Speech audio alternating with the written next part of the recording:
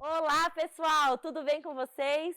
Eu sou a engenheira Aline Guasti. Eu sou Márcio Teixeira. Nós somos a M Consult Engenharia. Hoje vamos falar sobre arquitetura corporativa. Um tema que está em alta no mercado e pode interessar as pessoas que trabalham na parte de recursos humanos, cuida da parte de todos os recursos para uma organização, independente de qual seja o segmento, não só para quem é da área da construção civil, mas toda a parte de obra corporativa está dentro do nosso segmento. Como convidados para falar sobre esse tema, nós temos hoje a Gica, que é arquiteta, especialista na parte corporativa, e a Patrícia, que é uma empresária que cuida da parte de mobiliário corporativo. Gica, quer se apresentar para a gente? Olá, obrigada pelo convite, tá? Meu nome é Gica Mendes, como me conhecem no mercado. Eu sou arquiteta, eu sou administradora também, né? Ao longo da carreira, tem mais de 20 anos que eu estou nessa área, eu sempre trabalhei com a parte corporativa, tá? Com reforma de escritório, reforma de hospital, reforma de banco. Então, sempre foi a tendência para o corporativo. O residencial acabou ficando assim uma coisa mais coloquial, familiar, né? E aí, assim, o grande. O que eu gosto de fazer e o que me atrai no dia a dia e nos desafios é realmente a arquitetura corporativa. Tem muitos desafios, muitos. Patrícia, fala para o pessoal um pouquinho qual é o ramo que você hoje trabalha, né? Como você atua hoje no mercado? Olá, boa noite, Márcio, Aline, obrigada pelo convite. Então, estou nessa área corporativa há mais de 10 anos, trabalhando com mobiliário, toda a tendência de cadeiras ergonômicas, né? Então, a gente atende várias empresas que precisa ter toda essa especificação.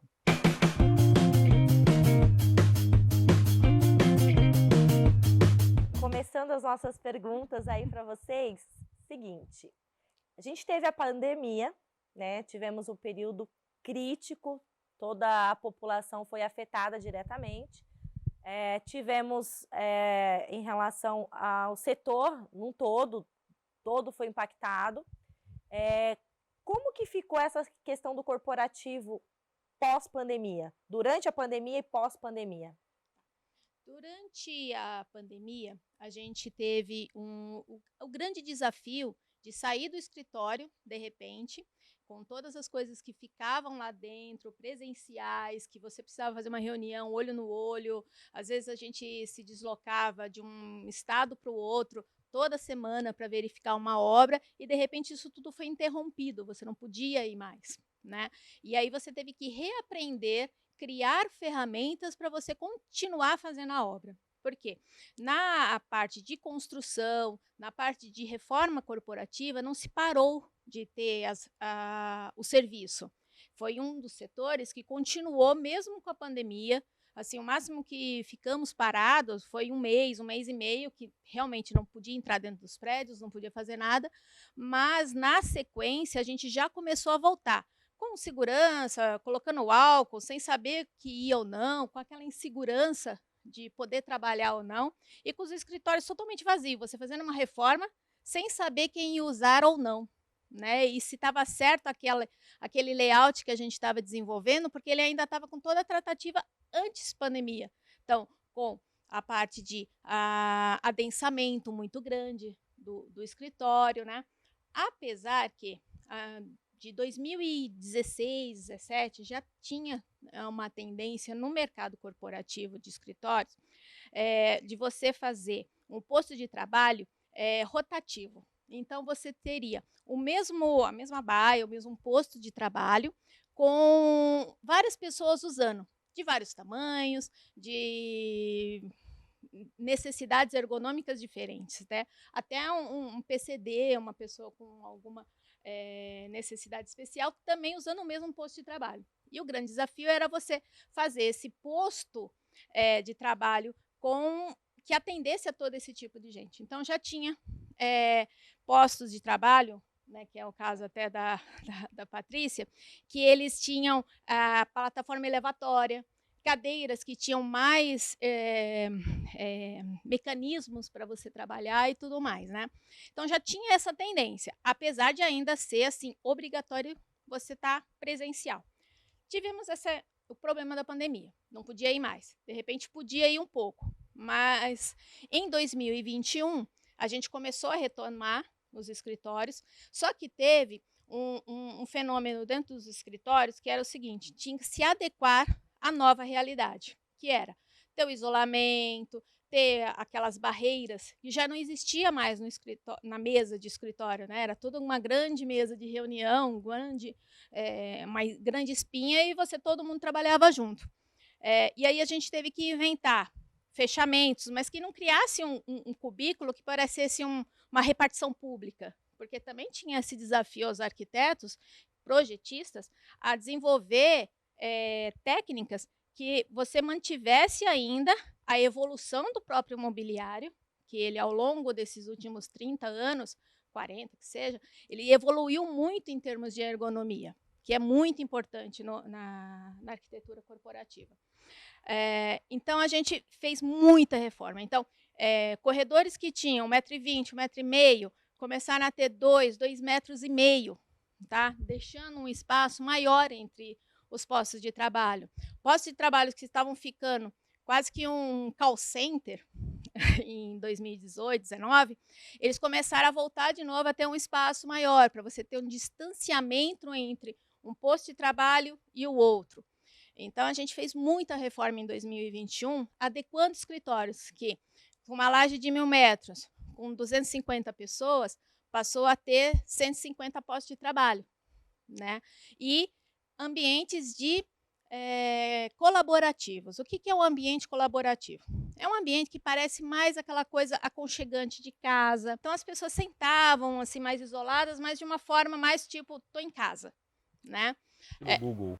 Exato. Essa plataforma que o Google fez lá em 2015, numa inovação completa, ele começou a se tornar o cotidiano, né? Inclusive, os escritórios hoje, em 2022, 2023, e até a tendência para 2025, ou até essa década em questão, é realmente você cada vez ficar mais um trabalho que pareça que você está na sua casa, pareça que você está cada vez mais intimista, ou num bar, ou numa sala grande de reunião. Por quê? A intenção hoje é um trabalho mais híbrido, onde você tem alguns dias onde você trabalha coisas mais introspectivas no home office ou em qualquer outro ponto da sua corporação. E quando você vai ao escritório, na verdade, você vai ao escritório para realmente ter o contato humano, o último apelo de negociação, você usar realmente aquela plataforma de uma videoconferência onde você vai fazer com todo o time de uma empresa de 5.000 pessoas ou tudo mais, ou mesmo você fazer uma reunião onde você vai ter que decidir uma coisa estratégica, uma reunião de conselho, uma reunião mais intimista, né? Tanto que nos escritórios a parte de layout ela ficou muito mais aberta, espaçada nos corredores, espaçada nos postos de trabalho. E as salas de reuniões, elas não são mais cubículos fechados, elas são salas de vidro, salas com comunicação visual muito integrada, tá? E o desafio de você crescer o pé direito, de você abrir as lajes, que é onde você tem também a necessidade dos projetos técnicos, que é um projeto estrutural, para você saber se você abre ou não a laje, se você pode tirar o forro que você tem hoje já instalado e deixar ele totalmente aberto com toda a infra em questão, e qual conforto térmico ou conforto visual e mesmo da pessoa no dia a dia, se isso vai ser bom para ela ou não. Porque às vezes a reverberação do som por esse pé direito, por essa abertura, também não é bom. Então você também tem que estudar isso, né?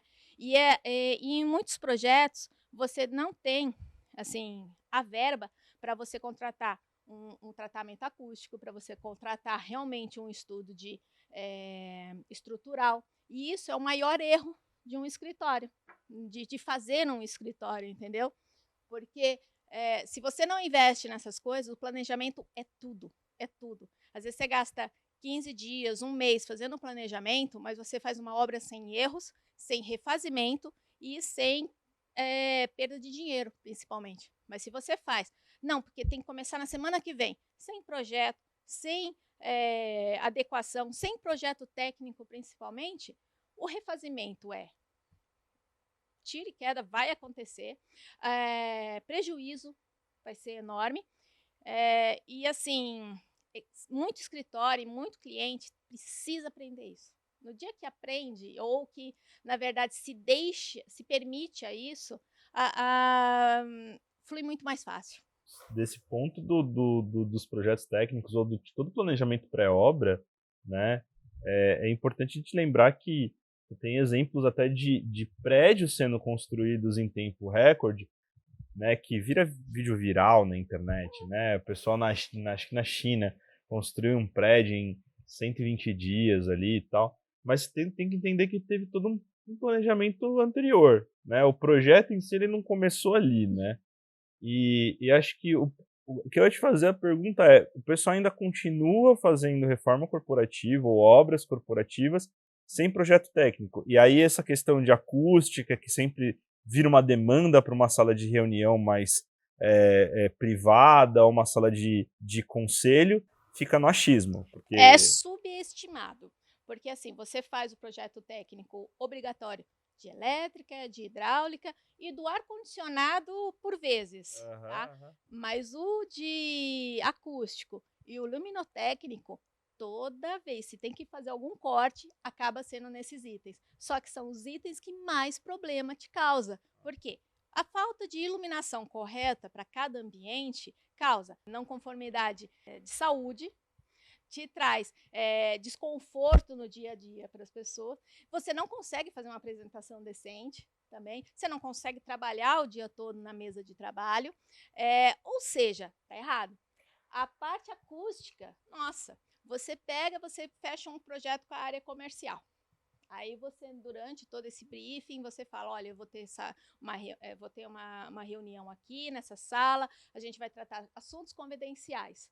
De onde que a pessoa entende que ela não tem que fazer um projeto acústico ou minimamente fazer os preceitos de a parede, até laje, ter minimamente uma parede ou um vidro de 10 milímetros, porque também você consegue uma acústica com a parte de vidro. Vidro duplo na divisória piso-teto, a parte da porta com todo encaixilhamento. Então, você tem recursos na parte de mobiliário corporativo, na parte de divisórias corporativas, na parte de carpete, que atendem todas essas especificações. Não precisa inventar a roda, né? Mas a decisão, como que funciona? Na hora que está tendo ali a aprovação, porque quem vai contratar, né, toda essa reforma corporativa, eles são apresentados custos. Sim. Será que aonde que está o gap aí que não contrata devidamente como deveria? Na verdade é assim, a parte de fechar um budget junto a um cliente, ele está muito envolvido no menor custo, no menor prazo, em uma concorrência muito grande, porque você tem as grandes corporações que fazem as reformas corporativas, tá? E tem hoje e sempre os menores também, os escritórios menores que têm menores impostos. Não é que tem menor imposto, ele tem uma carga tributária menor do que um escritório grande. E acaba tendo, assim, no desenvolvimento do projeto, que é o primordial, de pegar o briefing, você já mostrar isso para o cliente como uma necessidade. Porque, assim, encara-se como um luxo, mas tem que sim, na hora que você está vendendo, na parte comercial, na parte do briefing, você tem que mostrar que isso não é um luxo, ele é uma necessidade, ele é uma prioridade, né? Então, assim, falta, na hora que você está ali desenvolvendo o início do processo, você já mostrar isso para o cliente. Às vezes ele não entende, às vezes ele não tem esse dinheiro, então, de repente, não fazer a compra de um carpete mais caro, mas você investir nesse desenvolvimento.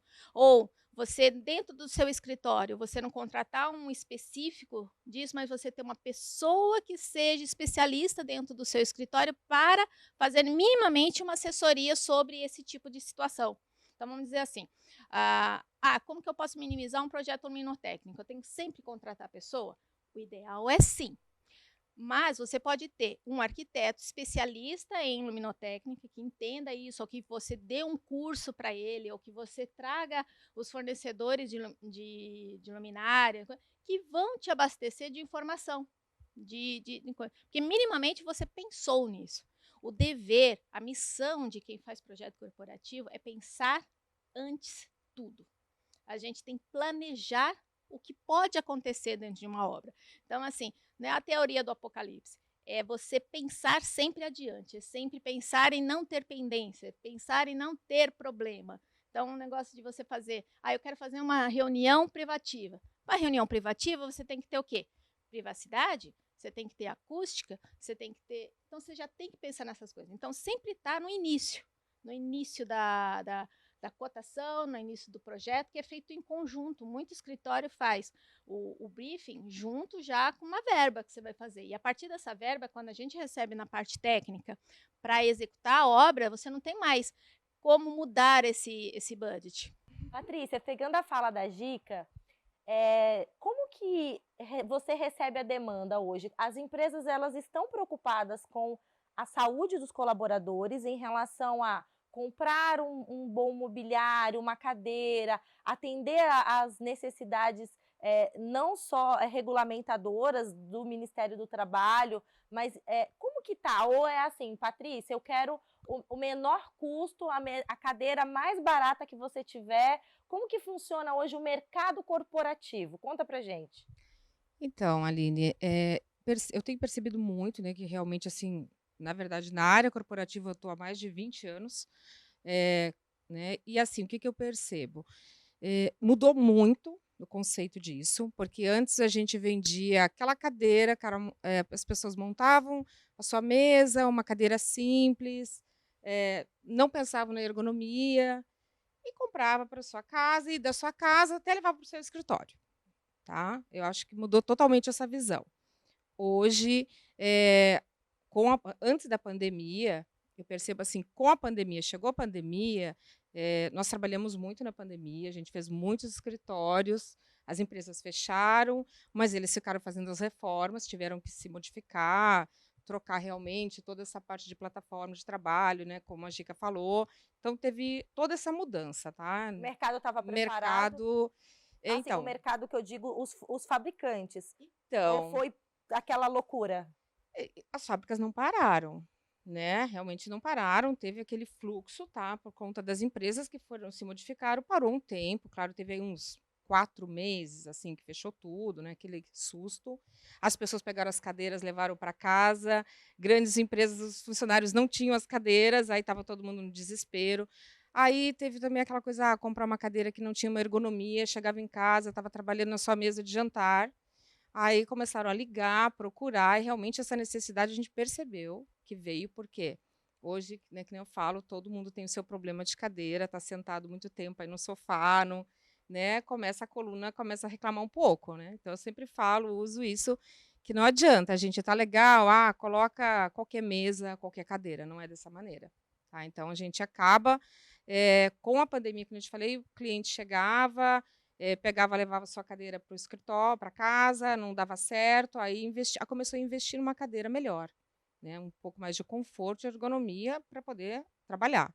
E isso eu acho assim que foi, agora voltando, né, o que eu percebi? As empresas investiram mais em mobiliário, eu troquei muito mobiliário que estava mais ultrapassado, que não tinha ergonomia, nem mesas, nem as plataformas, nem as cadeiras mesmo de grandes empresas. Teve essa troca, tá? E investiram mais, foi bem interessante, né, para ter mais funcionalidade. E tendo uma boa cadeira, tendo uma boa mesa para trabalhar, você tem um desempenho excelente, né? Com iluminação e com tudo, nem vamos falar, porque a gente trocou de umas empresas grandes, a gente trocou toda a parte de iluminação. E assim, gente, o rendimento foi incrível, foi andar por andar. Veio assim, foi trocando, a iluminação que tinha realmente não dava, né, não rendia aquele trabalho, e aí foi fazendo a troca, e isso foi melhorando. Então a gente foi, né, trocando tudo. E eu acho que, assim, realmente isso veio muito com a pandemia, tá? Esse investimento aí, né? A pessoa se dá conta o quanto tinha problema na coluna, porque, né, as pessoas começaram a trabalhar em casa, muitas horas, aquilo foi, né, passando, não se davam conta, e aí todo mundo foi procurar o seu fisioterapeuta, não teve jeito. E se deu conta que tinha que ter uma boa cadeira para sentar, né? Então, acho que isso eu percebo assim, de uns 20 anos para cá, não tem comparação. Hoje você investe num bom mobiliário, até para sua casa, o seu home office está em alta ainda, né? Tá todo mundo ir para o seu escritório, realmente assim é uma outra visão. Para mim assim eu vejo, né, que tem uma outra visão de como era Houve antes. esse amadurecimento do Muito, mercado. muito. Eu acho que tá. E realmente isso. A pessoa tinha que mudou muito, né? Tinha em casa, estava na sua casa, agora tá o quê? Trazendo para o seu escritório, entendeu? Aquele conforto da sua sala, né? Daquele espaço, né? Então, tá trazendo isso para o escritório também. Isso está bem interessante. Está mudando muito o conceito dos escritórios. Eu acho fantástico isso, porque antes era aquela coisa fechada, cada um lá quietinho, né? Não está mais dessa forma. Então, é realmente isso, né, Gico? Eu acho que está dando uma boa de uma mudada. A pessoa chega com um budget para você e fala, não, você vai gerenciar esse dinheiro aqui, eu quero esse escritório, ou ele vai podando tudo que ele pode? Porque, veja, é muito fácil a gente remunerar um projeto luminotécnico, por exemplo, dando uma economizada, às vezes, num fornecedor de uma divisória sanitária. Você consegue bancar um luminotécnico de escritório. Ele te dá essa possibilidade ou ele chega podando tudo assim? Tem N casos. Tem empresas que elas têm um departamento de facilities que já tem a incumbência de ter uma verba, de entender quanto custa uma reforma de escritório ou não. Então, ela já vem com uma coisa mais mastigada em termos de verba para você. E na concorrência, você dentro dessa verba, você tem que apresentar possibilidades dentro do projeto para atender a demanda e as especificações técnicas que você tem que fazer. Em outros, o cliente não tem a mínima ideia de que ele tem que gastar ou mesmo a verba que ele tem que fazer. Aí você entra com uma parte comercial já inicial, que é aquela análise de situação, que é você pegar e junto ao cliente, em algumas lajes que ele visita, que ele pode pagar o aluguel ou ele pode fazer a mudança, você prevê para ele um budget. Olha, se você fizer uma obra com A, B, C tipos de acabamento, se você nesse espaço que você está colocando aqui, o ar-condicionado você vai ter que trocar todo, a elétrica não está boa, você tem que adequar ela, ou na outra laje, o ar-condicionado está completamente pronto, você só precisa adequar uma outra sala dentro do que você vai deixar fechado, você vai gastar 500 mil, 1 milhão, 3 milhões, entendeu? E aí você dá o budget para o cliente. Aí, em cima desse budget, ele lapida o briefing dele. Olha, eu quero 5 salas, eu quero que ela tenha comprar uma cadeira mais requintada, um móvel mais requintado, ou que tenha um carpete que é de placa ou reto, né? Por isso que eu acho importante você, como projetista, como área comercial, fazer esse conceito, explicar esse conceito da necessidade dos projetos técnicos. Por quê? A pessoa ela quer economizar. Se você dá um budget de 450, ela quer gastar 300. O que você consegue, dentro dos 300, manter a estética e a parte técnica que atenda a eles?